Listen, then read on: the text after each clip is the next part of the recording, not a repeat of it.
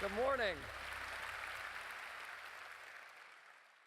15 years ago, a guy by the name of Ram Charan, a famous Harvard business professor, you may know the name, he had just written the book called Execution, and he's trying to get us at Franklin Covey to get into this topic. And he asks us two questions. I want you to think about these two questions.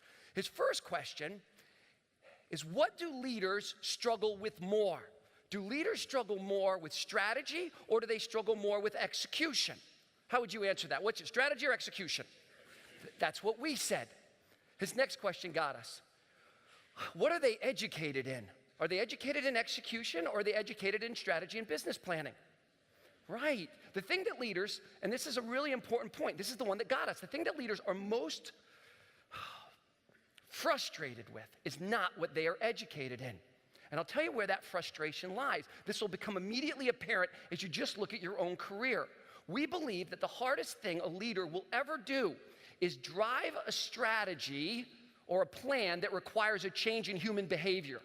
Think about that for a second. Is changing human behavior, changing your own behavior, easy or hard, right? Changing somebody else's behavior.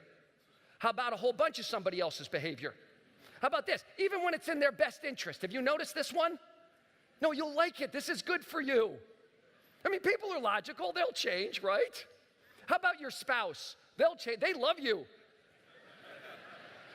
They'll change for you. My wife, she's sitting right there. She has one piece of advice for her young friends. She says, honey, don't marry a fixer-upper. And I'm always in the room. I know exactly who she's talking about. We had one of the chief developers of the F-35 Joint Strike Fighter for Lockheed Martin nailed this idea.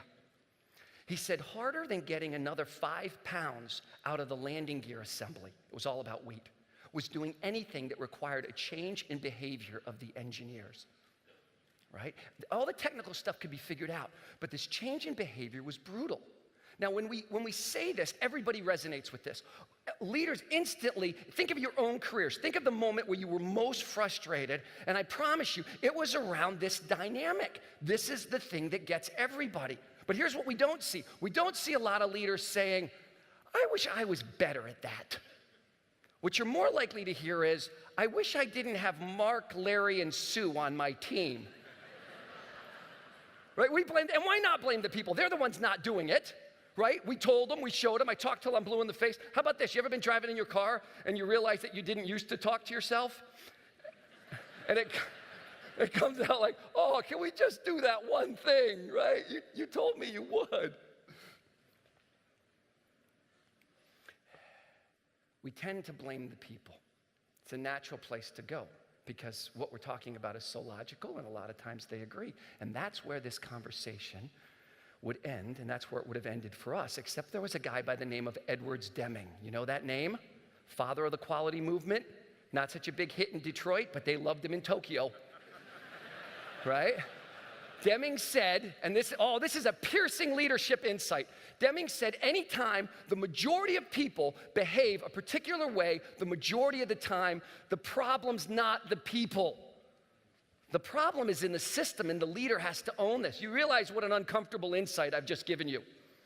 I can't tell you how many times I've caught myself blaming the people. I mean, a person could be a problem, but if it's the people, you got to own that.